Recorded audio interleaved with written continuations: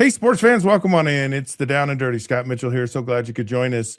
Oh boy, it's a crazy day. That official non-tampering, it's okay to tamper day was insane. It was incredible what's happened in the NFL. Some big news, and we'll get into all of that and kind of what happens. Of course, we also have some hot headlines, some things going on in the world of sports in general, and I'm going to throw some crazy stats at you today. So lots of fun. Let's get right into it as we speak right now. So let's talk about some of the moves that happened, and there's some big ones, and we'll get to all of them, but there's a couple that I wanted to talk through. Of course, Tua went to Atlanta, and that was a big deal, and it was a big deal.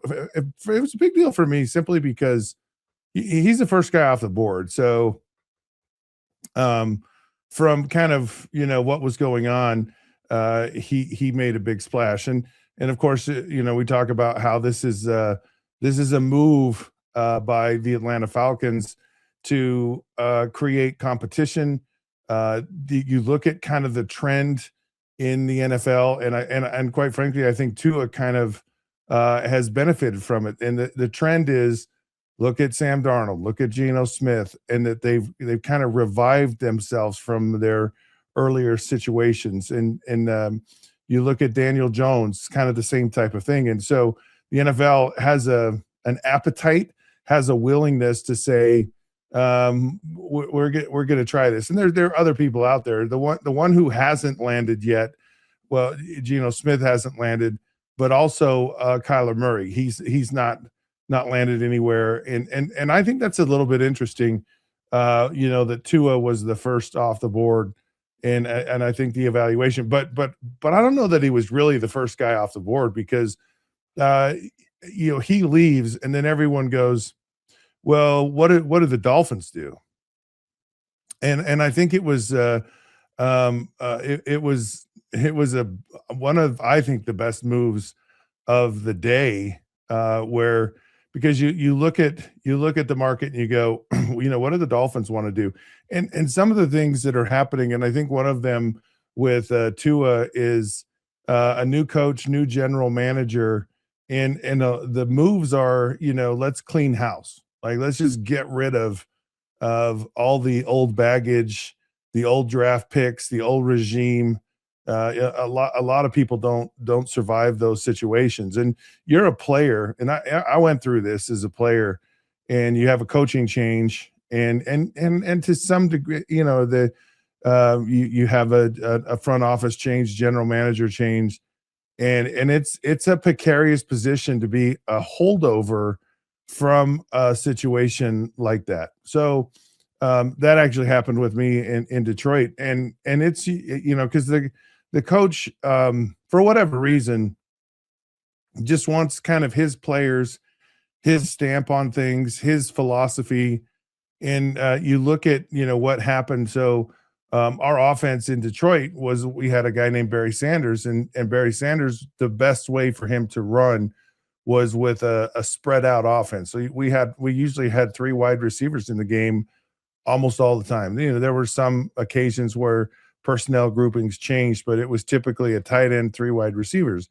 And it's hard to argue with that, because those wide receivers were really good. And it really forced the defense to go, okay, what are you going to do? Like, you can't really disguise a lot of things. So if you're going to, it's easier to read what the defense is going to do against you. And then you have, Barry Sanders in the backfield, and that just scares the bejeebers out of anyone.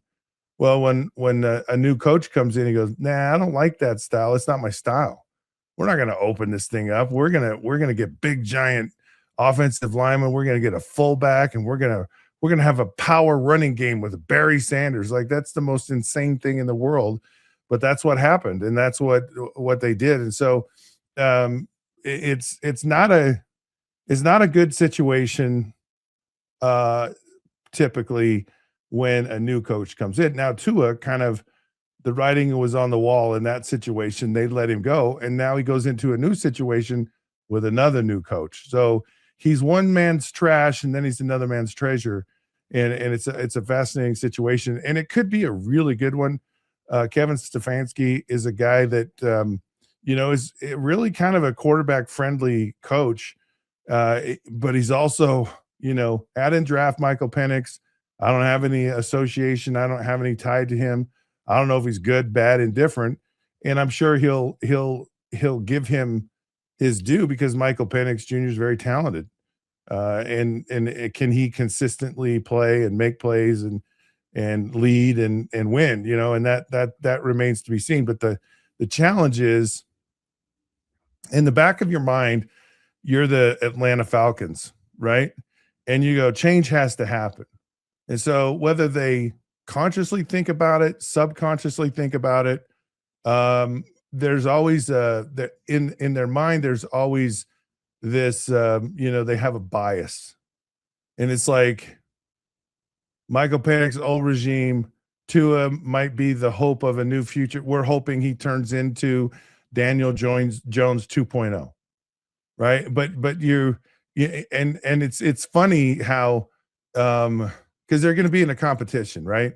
And so when you're in a competition, which is the worst thing in the world, it's really stinks because you don't really get an opportunity to exert yourself because you don't get the reps, and there's only so many reps, and so you split the reps, you split them evenly, and then they go, well, who's really, it's really hard to make a determination of who you think is the better player.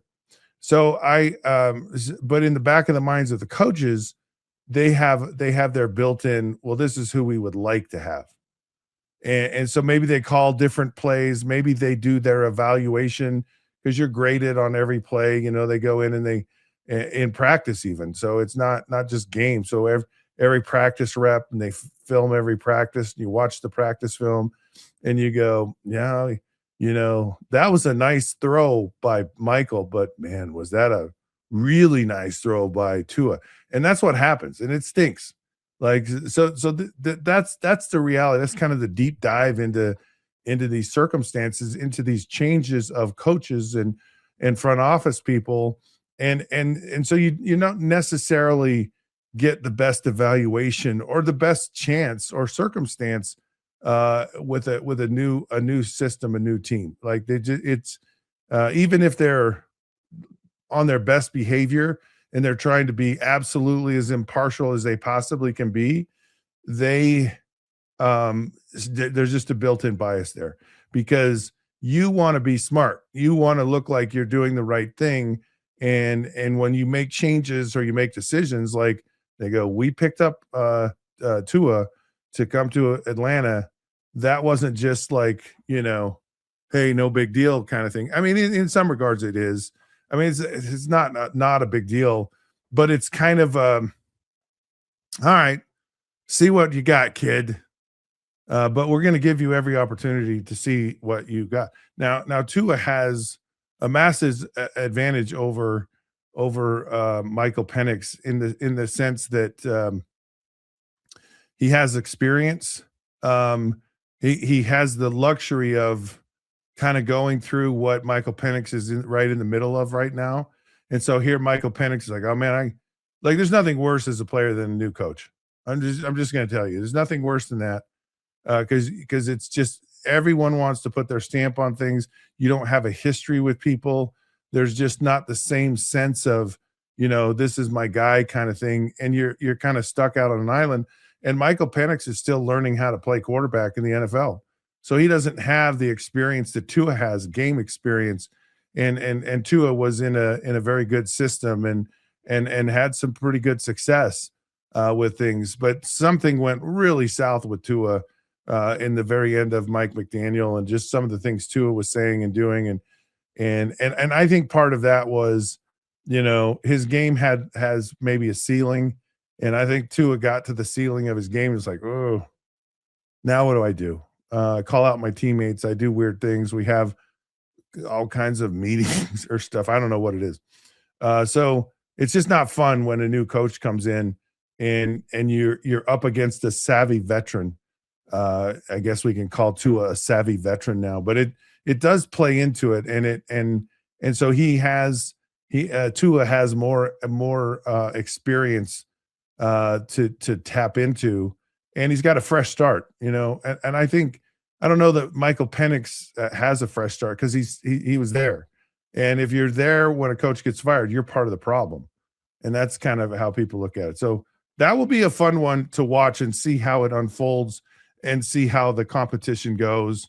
And I've always been a big fan or believer, and the guy that typically doesn't win the the competition, excuse me, usually ends up being the guy. And he does because with a new coach, a new system, it just takes some time for everyone to get kind of on board with everything.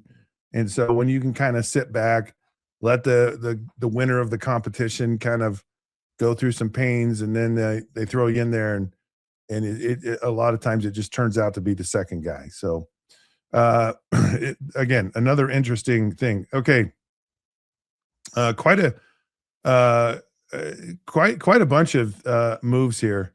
I want to well, I'm gonna them, and then I want to bring Martin in, and we can talk through some of these other ones. But for now, so Mike Evans signed a 3-year, $60 million deal with the San Francisco 49ers. And this is, the 49ers were really close. I mean, they were one of the really, really surprising teams, I think, of last year. Of course, Christian McCaffrey being healthy, Robert Saleh kind of doing his magic, because he's a great defensive coach. Now he's gone.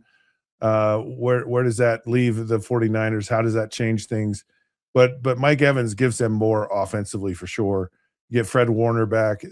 This is a team that I think made a move that's going to get them at least very, very competitive, and a team to have serious consideration to move forward. Because another thing I think you saw is Brock Purdy is a guy that I don't he's someone you're going to have to contend with, and he's probably about at that point in his career as a quarterback where he's really kind of savvy at this point, and he's validated himself to say, he's not a flash in the pan, he's not a one-hit wonder, he's a guy that's going to be around, and I think the 49ers are going to be around. And so that was a big move for the 49ers to get Mike Evans, I think, because he's very, very talented receiver. I still believe he's got, a lot left to give, and I really like that move.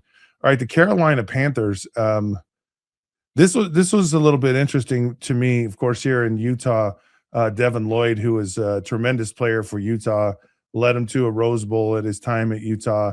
Was a first-round pick of the Jaguars, and really kind of, I don't know what the right word is, but he kind of was up and down, and it really looked like, because I watched it very closely, and early on I was like, yeah, don't know how excited I am about Devin Lloyd, but he really kind of turned a corner, I think, this last year. But what was interesting to me is that he signed with Carolina, and it was a 3-year, $45 million deal.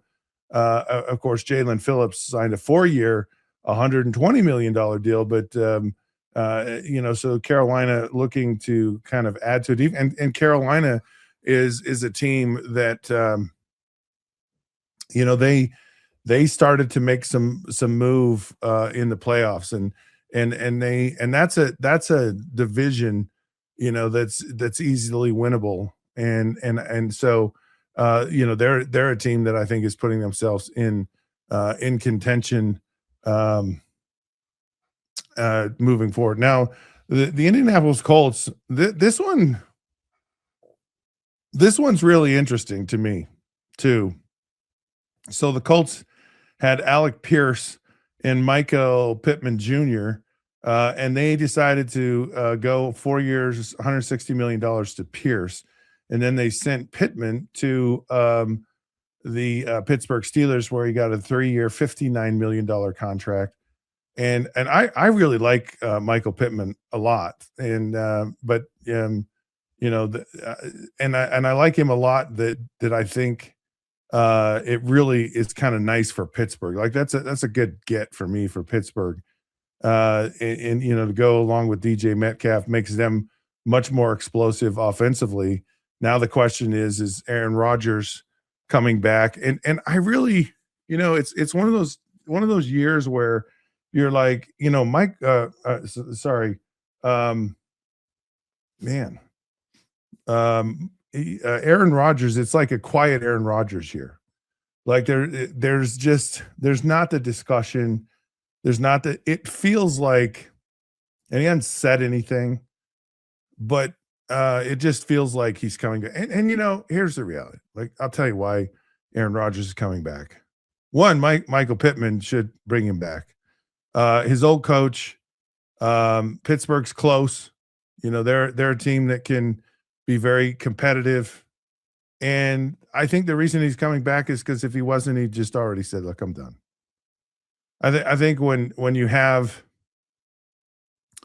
you get to the end of a season and you have a pretty good idea of like, yeah, I really just don't have it anymore. Because you saw this, you saw, I don't know, gosh, what it just seemed like every day some center or some offensive lineman, a guard or a tackle was like, I'm out. Now I know that a lot of teams are like, we need to know because free agency's coming up, the draft is coming up. There are certain guarantees that are coming up, like if you're on the roster and all that stuff. And Aaron Rodgers has not made any indication of, yeah, and I'm sure he's had those discussions. And as much as Aaron Rodgers wants to appear to be a little aloof and kind of the beat of his own drum and and prolonging so much of what's going on. Mike McCarthy dealt with this with Brett Favre. And they're like, we got to make a choice. So, you keep farting around and, man, yeah, I'm retired. No, I'm not retired. I don't know. It's like, no, and Mike McCarthy just goes, I'm going to go. I really am going to go on without you. And they did. And it worked out very well. So I think there's probably Aaron Rodgers knows that. And I think he's like, okay. I'm not, I'm not joking around. I'm not, jacking you around, whatever. But I am definitely, I just think Aaron Rodgers is in. There's no drama. There's no nothing. The whole situation, Aaron Rodgers is going to be back at Pittsburgh. And I think Pittsburgh will be better. This is another thing about new coaches. And it's kind of funny how it all works is there's a period of time where you just seem to get the very best of your new team. Like everyone, they're either the guys that are remaining are excited and they're optimistic about the new coach and where everything is headed. They're also like, man, I got to show this guy who I really am because he don't know me. So there's this effort to play better, try harder.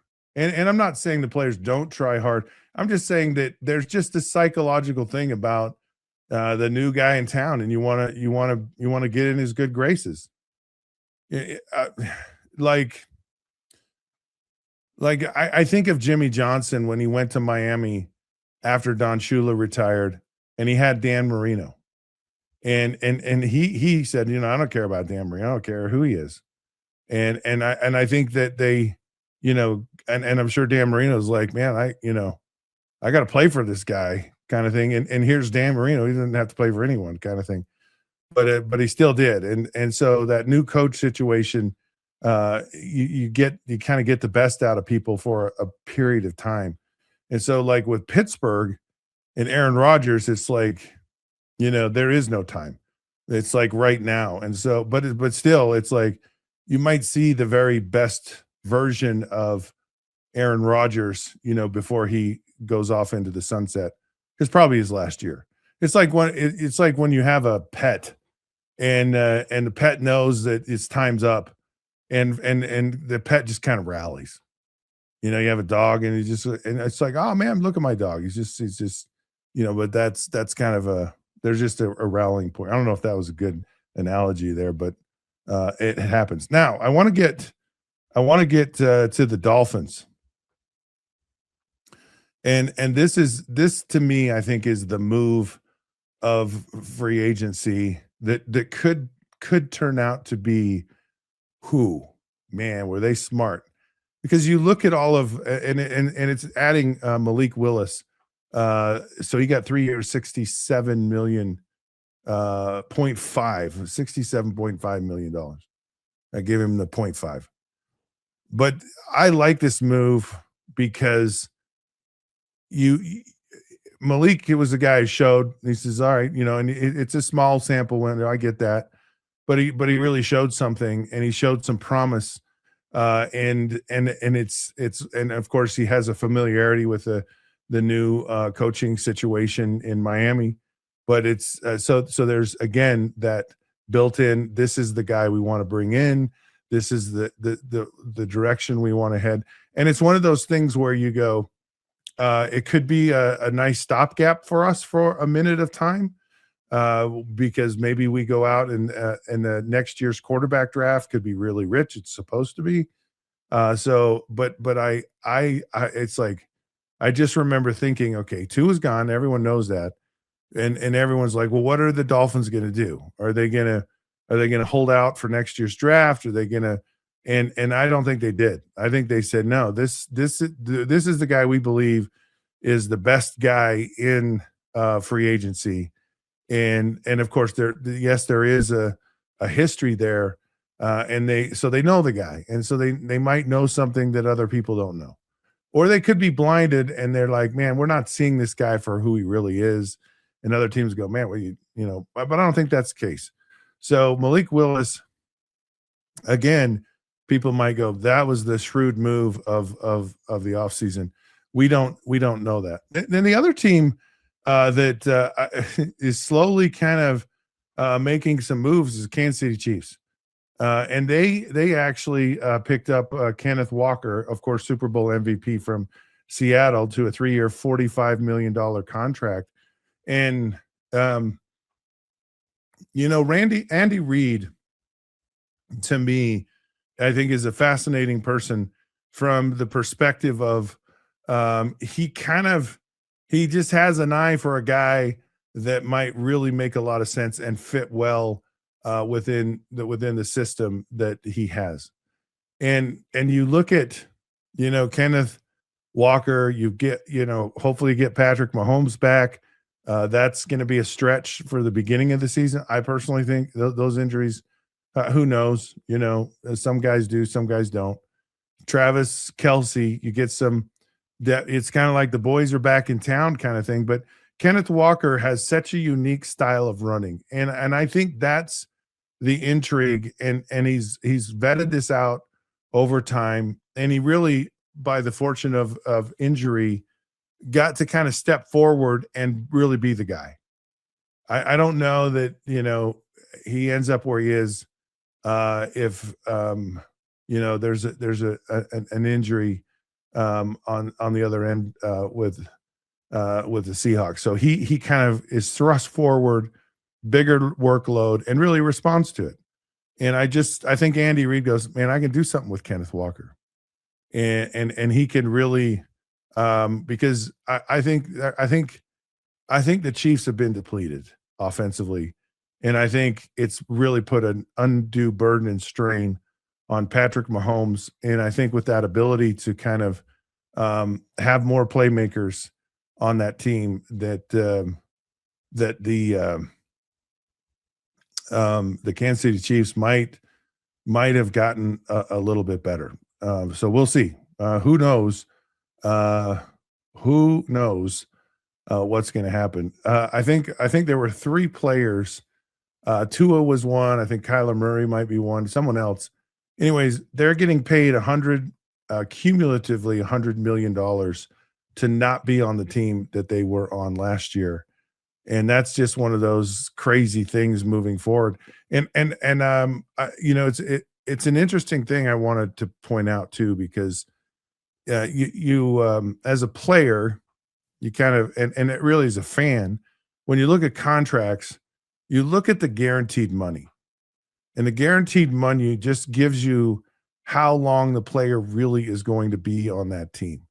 So if you have a, even like a 3-year deal, like Devin Lloyd, it's really almost a 1-year deal because they give the salary cap, and so if he doesn't work out, okay, fine. And it's kind of a little bit like Sam Darnold when he went to Seattle. It's just like we're on a trial basis here. You get into the hundreds of millions of dollars and you get a big signing bonus. Then you go, okay, there's longevity here, which is what I thought was the case with Tua or even Kyler Murray. And it's a tough decision to, because if you're going to make that long-term commitment to a guy, you got to pay him a lot. And if it doesn't work out, you kind of have to eat it and you have to live with them. Kind of Deshaun Watson type of thing, which I think Tua was the same way. This was a big surprise move to get rid of and to carry all of this extra money. But there's a precedent for it, and it's worked well. And that precedent was the Denver Broncos with Russell Wilson, where Russell Wilson, like you go, well, Russell Wilson's going to be in Denver for quite a while. And I think everyone goes, this could be a match made in heaven. You got this wizard and Sean Payton, and you got, he can really get something out of Russell Wilson, and he couldn't, and he knew he couldn't, and he knew he wouldn't, and he just knew. And there were some weird things. Russell Wilson wants his own office. He wants his own. There was some rock star-ishness to Russell Wilson, and there wasn't with Sean Payton. He's like, man, I'm complicated. You better get this down. There's no BS with me. I'm a pretty straightforward, and he's like, it just didn't work, and they ate it, and it's almost one of those things where you go, man, there's no way out of this, and the Denver Broncos, I think, did probably one of the most brilliant jobs of roster management, cap management, and being competitive in while you're in prison, while you're in hell. As an organization, and of course it was Bo Nix and it was Sean Payton go, that is my guy, and it almost got him to a Super Bowl, and who knows where it might ultimately end up back in a Super Bowl. So we'll see, but Denver's a team that is out of it, and another team is Las Vegas, and they so Tyler Linderbaum got 3 years, $81 million to join the Raiders. They got Quay Walker, Nakobe Dean, and Kwity Paye as well. So the Raiders, have all the money in the world. The Broncos didn't, and we'll see which one pans out. If these moves really work well, because you've got a young quarterback you're probably going to get in the draft, and it could be a very similar situation where the Raiders, again, the right quarterback, the right circumstances, the right everything really turns things around quickly in the NFL. So other teams said, hey, the Broncos did it, we can do it. And I believe that's one of the moves that the Miami Dolphins are doing with Malik. They're just going, we hope he turns out to be the Bo Nix of the future here. The NFL isn't necessarily, it's just a copycat league. Like, I don't think everyone, someone, for whatever reason, they just get forced to go, we just got to get rid of Russell Wilson and we'll live with it. Or they go, hey, we can really make, this work. And so I don't know if it's genius in the back end to make these moves, make these decisions, or you just got lucky. And it's probably somewhere in the middle, a little bit of both of those things. But you're seeing some of the trends that have been developing over the past few years in the NFL. You're seeing that to continue moving forward with the decisions about cutting players and keeping players, and who you get and who you don't get. And so, anyways, very fascinating. I'm sure as I'm recording the show here and we're doing this right now, I'm sure that this will probably change by the time you hear this. So, because that's how it works. Anyways, we're going to take a break, come back. We got some crazy, this is some fascinating stuff, what the NCAA is going to do about its referees to make sure they're not cheating. We'll talk about that and so much more when the Down and Dirty returns.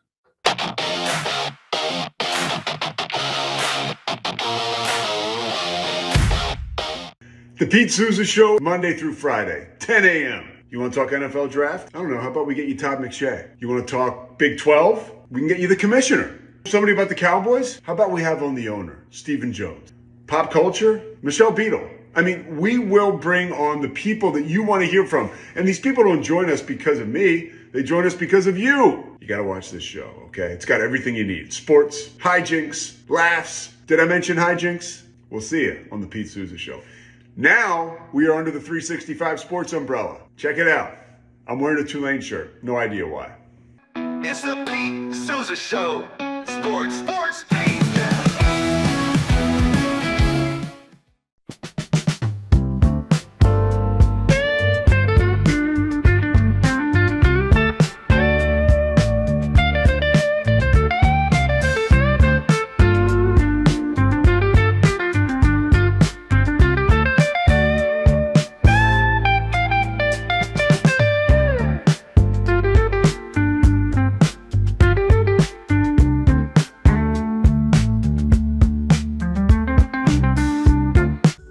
Tervis is all about staying hydrated with style and durability. You can trust Tervis tumblers to keep your drinks the perfect temperature, hot or cold, for hours. From the classic insulated tumblers to sleek stainless steel water bottles, each product is built to last and comes in endless designs to match your personality. Stay refreshed and express yourself with Tervis. Visit tervis.com today and find your perfect tumbler. Sports don't stop, and neither do we. Welcome to 365 Sports, your home for real conversations, original shows, and coverage that lives where sports actually happen. Join David Smoke, Craig Smoke, and myself, Paul Catalina, for in-depth interviews and local stories to the moments national media misses. 365 Sports brings you the voices, debates, and perspectives fans care about every single day. Subscribe now on YouTube, search 365 Sports, and never miss a moment because sports aren't seasonal. They're 365.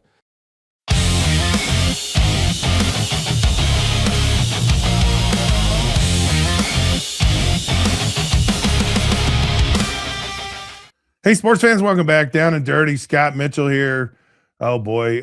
There's just some fun stuff with sports all the time. And I love the ebb and flow of the year and how sports ebbs and flows throughout the year. So you have this, like, so we're kind of in this ebb. I guess the ebb is the low part, right? Anyways, I don't know. Anyways, the low part of like football, but it's exciting. So we're having this conversation about player movement and free agency, and the draft is coming up, and who picks, where, and then we're going to get into all the lying and all the misinformation that we get out there leading up to the draft, so these teams can try to manipulate their way into getting a better player at the where they draft, and just all this gamesmanship that goes on. And then you have like basketball, right?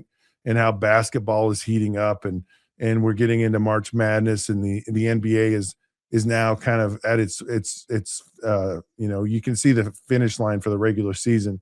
So there's this jockeying between teams and trying to establish a position where it's favorable to them in the playoffs. Are you the number one seed? Are you 1 through 4? Are you you want to be that 6 seed because you don't want to be in the play-in game. So there's a lot of intrigue that goes into it, and so things start heating up. You start seeing a lot of that, which is kind of fun. So there's the dog days. There's all this stuff, and of course you have baseball that's right around the corner. So it's really kind of, sports is always fun, and it's just fun to see this the competition, the intensity kind of changes. It heats up. But it's always competitive, and that's what's cool about sports. One of the coolest things about sport is the competitive nature of it. I think when I know personally, like, I didn't realize how I just always loved sports, right? And but I hated to lose, and I realized how extremely competitive I was, probably to an unhealthy state. And then I got in the NFL and I'm like, this is insanely competitive. I was just blown away by how the intensity of the competitiveness that was there. And I've heard this from other players in other sports. I remember a long time ago, Dale Murphy, who was one of the great center fielders for the Atlanta Braves, and an even better human being. But he said for him that was the big shock of Major League Baseball was how freaking competitive baseball was. And baseball doesn't even look like it's competitive. So sports is competitive, and it brings out the best and worst of us, and kind of some of these hot headlines actually play into that competitive. So the NBA, or not the NBA, the NCAA has actually is using a technology to monitor its officiating, so that there's no hanky panky going on with these officials, because as we've said, the officials, and of course, college is a little different. Now all the players are getting paid. There's not the enticement of, hey, shave a few points, kind of help us out here a little bit, and we'll give you some money. The players are like, man, I already got my money. I don't need you anymore. So the players, but the officiating, that's kind of the weak link. It's the lowest common denominator. Who's getting paid the least is the most susceptible to being influenced by the gambling world. So they're using this new technology, which I think is a very clever name that they're using. It's really funny. Let me see if I can. It's prohibit, PROHIBET, bet, prohibit. And so what it does is it monitors, all the sports books, and most of them, as to see if anyone is placing bets who shouldn't. And I think it's a two-way street, because these players, you've seen a lot of players getting caught. And of course, some of them are going to go to jail for a while for some of their gambling habits.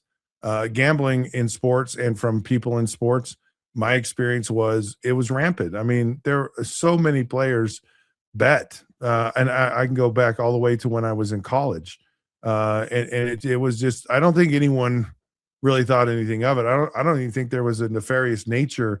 I just think there was this excitement about gambling, and it comes from this competitive nature. So you think of, you hear Michael Jordan betting on a golf course. I mean, most people that go play golf bet on it. It's just a very, it's not this thing that is this kind of sleazy underworld. Gambling, betting is an exciting part of sports, and it's and right, wrong, or indifferent. And I'm not condoning gambling, because I don't think gambling is a good thing. I'm not a gambler, but I do play one on television. No, I'm just kidding. But it's very woven into the fabric of the sports world, and the sports world has embraced it. But they've got to have safeguards in place, because why gambling so powerful is that it's unknown. It's a risk. And if you know the outcome, or the outcome's manipulated, then we're all toast. Like, the sports world ends because everyone goes, oh, it's a fixed thing. You hear the complaint about, it's all fixed. The NFL's fixed. I don't want to watch it anymore.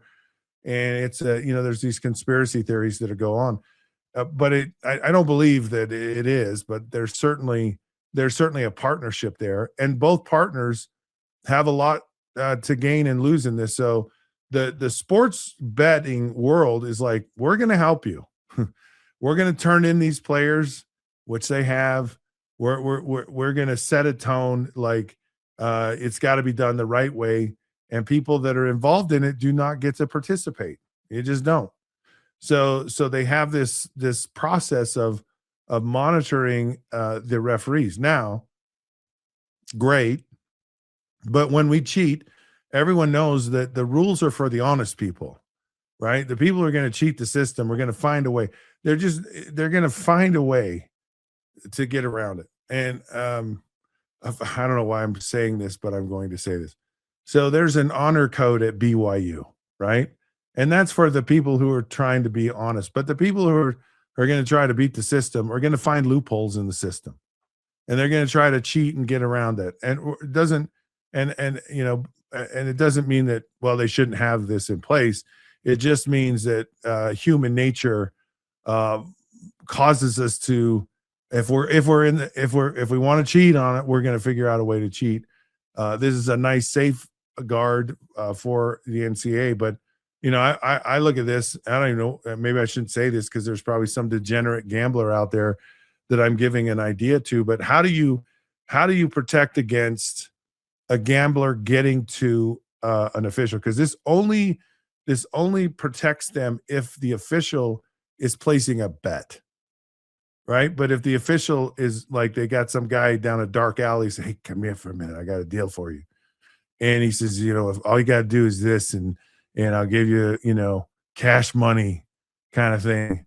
And so, you can't protect against, and that's to my point, that the cheaters are always going to find a way to cheat. So we'll see how much of an impact. But I think the other part of it is they made it public, so they go, "We're watching. This isn't a secret. We're not behind the door. Have our eye on you. So don't mess it up." Okay. Speaking of competing, Team USA, by the way, beat Mexico. So Team Mexico, Team USA, they're in their round robin stage. Of course, Aaron Judge, here come the judge, and he's the captain, and he's really kind of. I'm kind of getting into this World Baseball Classic, but USA beats Mexico. They're 3-0 in pool play. And here's what I like about this. And I again, for whatever reason, this national pride thing just brings out the best in sports. And so I don't know why they don't do something like this for the All-Star game. And it's like, because I would imagine in the Major League Baseball, you probably could have, because they do, you have players from all these different nations. So, hockey kind of, whether they thought it or just kind of fell into it with this Four Nations tournament for the All-Stars. And it just brings out like Aaron Judge, almost a year ago said, "Man, I'm in. And he's the captain, and he's been leading the charge. And there's a different energy with the crowd, with baseball, and it just generates this excitement. And it goes back to what I said at the beginning of this whole segment is, for whatever reason, sports is just super competitive. And the more that's on the line, the more that it means you start getting into the playoffs in basketball and hockey, the elevation of play changes.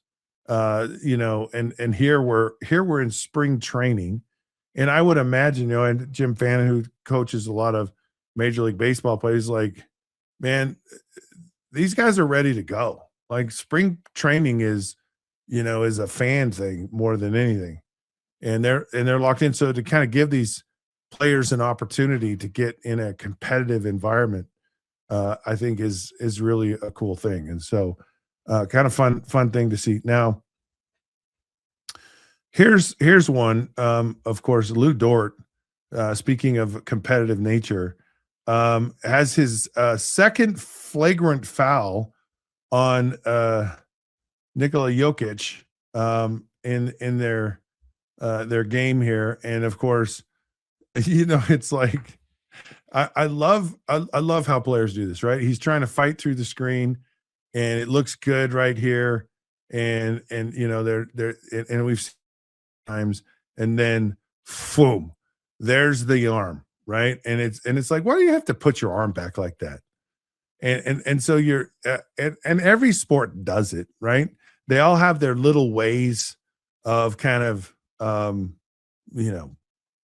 taking a shot at a player. and making it look like somewhat normal. And of course, people go, "Yeah, I know what you're up to. Oh, you're not going to pull that on us." And the officials go.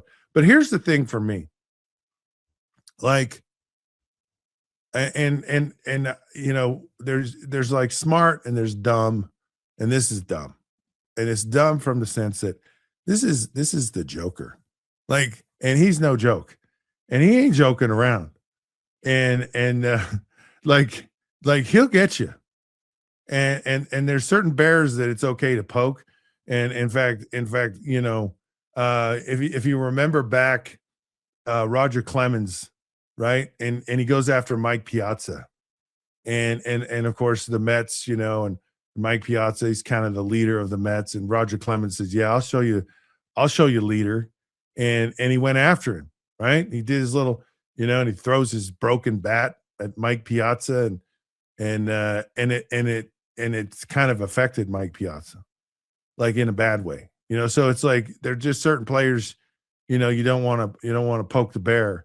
And I think if anyone in the NBA that you don't want to bear poke, it's Jokic, right? And it's not like this is the first time. And it's like, of course, Lou Dort apologized for his indiscretion, but regardless.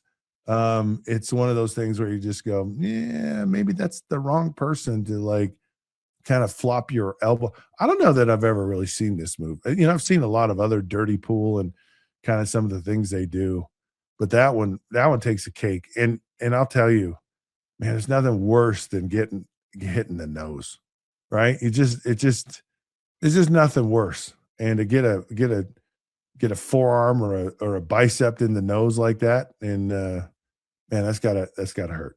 All right, I'll tell you what hurts is we have to take a break because I don't want to. But we're competitive. We wanted to stay on the air 24 hours, 365. 24/7, 365. All those numbers we want to do because we're competitive. But for a brief moment in time, we're going to take a break. And we come back. We've got, oh my goodness, man, I got some crazy stats. You're not going to want to miss this. So stick around. We'll be right back.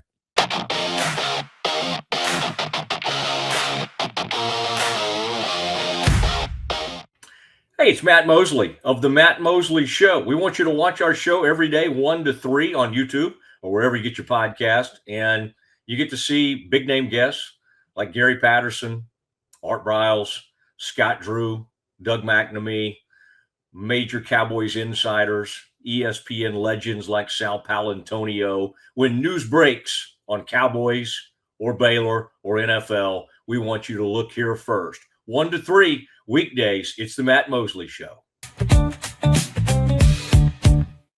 For 75 years, Nalgene Outdoor has been your trusted companion, fueling adventures and helping protect the planet. We're committed to reducing waste, improving access to clean water, and providing simple, safe, and sustainable products for you and your family. No gimmicks, just durable, well-designed bottles built to last. Join us on our mission to amplify life, not complicate it. Because at Nalgene, what goes into our bottles matters as much as the adventures they fuel. Explore more at nalgene.com. That's NALGENE.com. I know you're gonna love this Kodak Dot Plus printer. You guys just connect it to your smartphone and then you're gonna use the Kodak Photo Print app. It's going to print you a 4x6 photo. I am just in awe. I love how these turned out. Also, the printer comes with a free cartridge of 10 photo sheets. I can assure you, you are going to love this printer as much as my family has. You guys have to check it out for yourself. Hey, it's Zach Gelb. We're talking NFL and college football. Plus, we have some of the biggest interviews in sports media. You got to check out the Zach Gelb Show right here on 365 Sports, weekdays, 2 to 4 p.m. Eastern, 1 to 3 p.m. Central. And make sure you subscribe to my channel, youtube.com/@Zach Gelb Show.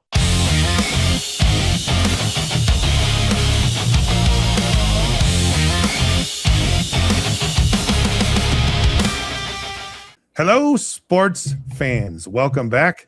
The down and the dirty. The down, it's really the down and dirty. It's not the down and the dirty. It's the down and dirty. And we're just getting filthy dirty today. So glad you could be a part of our day. And we are really excited about, the world of sports and what's going on. So thanks you for being a part of it. Always, well, I don't want to say always. From time to time,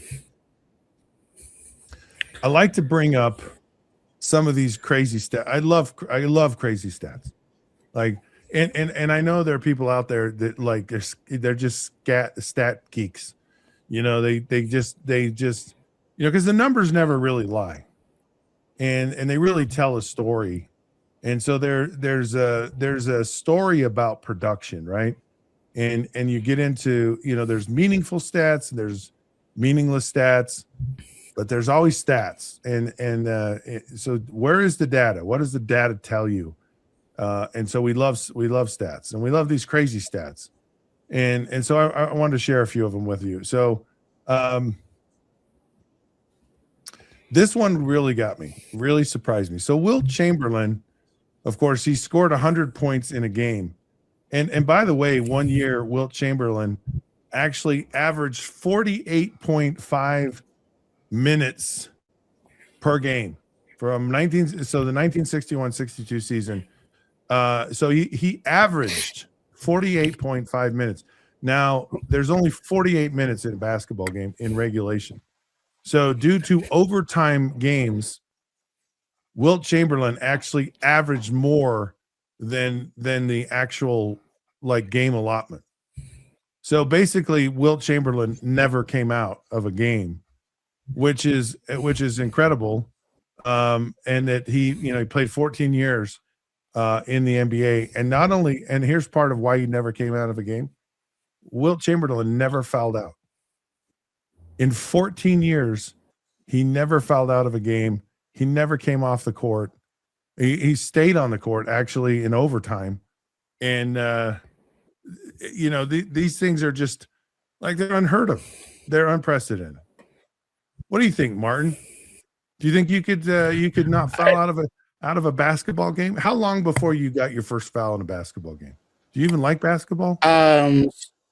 I love basketball. I used to play basketball when I was a kid. I would not last. I honestly, if the sport took away fouls, I would not foul out of any game. Considering they have fouls, I'd be out in 5 minutes. I'd be getting called for over the back, constantly trying to grab every rebound that I could get. And I wouldn't say I'm dirty, but once you get them high ball screens, I'm not gonna be easy on someone trying to come down and crash into me. So I'd foul out of a game in 5 minutes. That's impressive. He never fouled out of a game. I never knew Right. that. I knew the 100 points, but I never knew about the 14 years and never getting a foul. But not fouling out of a game. Sorry, I read that wrong. So which do you think is more impressive? The fact that he never fouled out of a game, or that he averaged over 48 minutes a night for a season? Like those are just insane stats. It's just, I don't know that I don't know anyone that's even close to anything like that. The 48 minutes is really impressive. I have to admit, he played a whole entire game and then some when it went into overtime. It's 51-49 in my head, but I'm gonna give credit to not fouling out of a game. I mean, to be that smart and cognitive of what how many fouls you have in a game, and to be strategically smart about staying away from those type of foul calls, especially how they call fouls these days on bigs, that's really more impressive in my eyes. So that's the thing. It's his position. Because it's just usually big guys get fouls. You're kind of that cleanup guy where, you got to protect the rim, and that comes at a cost. So it's pretty crazy. Okay, Michael Phelps. Actually, no. Let's go to Nolan Ryan. Nolan Ryan, right? Nolan Ryan pitched forever, and I remember watching a documentary on Nolan Ryan. And they were showing his biomechanics. So they had this computer technology, and what they found is that he was so kinetically sound. His body, the movement of his body, all the parts, like his legs, his ankles, his knees, his hips, his back, his upper body, his shoulders and arms, all moved extremely efficient. So he wasn't putting this undue stress on his body, like, for being kind of out of a kinetically sound or healthy position, which was part of what resulted in his longevity. So his mechanics were pretty good. And I'm sure there was, there's genetics and all kinds of stuff, but Nolan Ryan pitched a long time. And this is how long, this is a fun one. Nolan Ryan pitched so long that he struck out 7 pairs of fathers and sons during his 27-year Major League Baseball. Nolan Ryan played 27 years, like almost as old as you are, Martin. And to think, Yep. it's like, you're like, yeah, I used to play against your dad. And then it's like, yeah, I played against your dad and your son. And I just, that one to me, that one's probably one of the funnest, crazy stats that I've, there's 7 pairs of fathers and their sons. Cause it takes some time to raise a son to come and play in Major League Baseball. And, that's a long time. And I don't think anyone else is even close to that. So that's kind of a fun thing with Nolan Ryan. Any thoughts? Oh, sorry. Yeah, sorry. I was like waiting for you to like hand it back to me. That's impressive because, like you said, Nolan Ryan pitched for 27 years. He has the career strikeout number. No one will ever reach that. He struck out like 300 guys in like 3 seasons in a row when he was with the Los Angeles Angels back in the mid 80s. Obviously pitched for the Texas Rangers, Houston Astros. Out of the 7 pairs of fathers and sons, I can only think of one, and that's the Griffeys. That's the only one I can think of that I know for sure he struck out both of them. Another pair of fathers and sons, you got me. I don't know all of the MLB history, but I know he struck out Ken Griffey Sr. and Jr., which is pretty impressive considering Ken Griffey Jr. is considered one of the greatest baseball players of all time. Nolan Ryan is just a gem of a pitcher and of an MLB legend. It's unfortunate he never got a Cy Young, but he's got those 7 no-hitters and his credibility. He can hang on to those forever. Yeah. Nolan Ryan's one of those guys where most people go, I want to face that dude. Like, can I just, I don't want to face that dude. Just, I don't want to do it. This one kind of shocked me. Not because of what Michael Phelps did, but it's just that how much more he did than anyone else. So Michael Phelps, his gold medal haul, so these are gold medals, has 23 Olympic gold medals. And the next closest athlete in any sport, has only 9. 9. Ooh. 9 times. Wow. 9 times.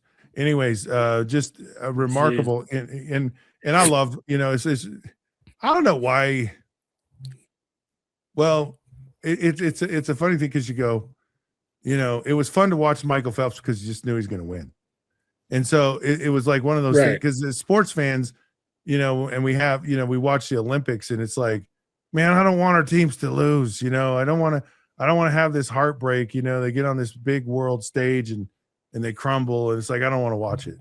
And so Michael Phelps was fun to watch because you go, yeah, he's just going to win. It was easy. Yeah. It was easy to watch Michael Phelps because he was so freaking good. And it's one of those things where, you talk about Nolan Ryan or you talk about Michael Phelps and you just go, these guys just were blessed. They were just blessed. And it was a drive. It was a work ethic. It was skill. They were just talented. They just really maximized all of these wonderful gifts that they've been given from God. And it's just really a fun thing to watch. Yeah, it was fun to watch. It was those 2 years, 2008 and 2012, him and Usain Bolt. You looked at the schedule, right? And you were wondering when those events were coming up and you just knew you were watching greatness, right? So it was pretty incredible to watch 2008, 2012 with Michael Phelps, seeing him win all the gold medals, the swimming events, the team events that they had in so many events as well. That was a fun time to be an Olympic fan during that span of those 2 Olympic years. Yeah, Phelps is no argument. He's one of the goats of summer Olympics, and man, 23 gold medals. That is Gold. incredible to have. I mean, Yeah. yeah, like let alone to have one gold Right. medal. He has 23. There's there's athletes that have been competing in Olympics for years that have never won one, and for him to have that many consecutively, very impressive. Yeah. I'm telling you, the flag football thing that gets to go in the Olympics, I would do it. And I know there's some NFL players go, no, I wouldn't do it. But for a chance to win the gold medal, boy, I would be all over it. All right, I'm going to just throw out a couple of things here. Go ahead. Say what you're going to say. I was going to say, now that you're as smart as you are and you know everything about an offensive perspective, would you be willing to join the coaching staff? I mean, be the offensive coordinator of the flag football team for Team USA, win a gold medal? Do coaches get a medal? I don't think coach gets a medal. Hey, if I'm not getting a medal, no, I don't think they do. Coaches get a medal. Do they get a medal? I mean, they do. Oh, wow. Well, if they do, then yeah, I'd do it. Heck yeah. All right, there you go. Drawing up plays Scott in the dirt. Mitchell, OC, I like it. Yeah, why not? Well, flag football is a different beast, so there's different parameters you got to figure out how to. But I could figure all that out. Okay, I'm gonna just throw out a couple of crazy stats here, and then we're gonna let you folks go, and you have a good day. So here you go. Longest tennis match, 2010, Wimbledon. 11 hours and 5 minutes. It stretched across 3 days. Wow. Prairie View A&M football lost 80 straight games between 1989 and 1998. They sucked for a long time. I mean, that's like a decade. Okay. In 2017, Tony Snell played 28 minutes in an NBA game. Not Will Chamberlain, but not just like, I mean, it's what was that? More than half the game. So he played more than half the game. Yeah. He recorded 0 points, 0 rebounds, 0 assists, 0 steals, and 0 blocks. Like, what did they do? Just put Tony in the corner and just say, just kind of stay away from, don't touch the ball, don't do anything, don't. I mean, that's almost and it's not like he was on the court for like 2 seconds. He was on there a long, long time. All right. And we're going to end with this one. Golf is the only sport that's ever been played on the moon. And I think that would be fun to hit a golf ball. Now, it'd probably be really hard in that crazy suit they have to wear. But golf is the only sport. So, hey, I think we get a moon base and we start a franchise up there, and then you have NFL games on the moon at least once a year. There you have it. All right, folks. Thank you so much for joining in. This has been the Down and Dirty with Scott Mitchell. Thank you, Zach. Thank you, Martin. I hope you all have a great day. And until then, we'll see you then.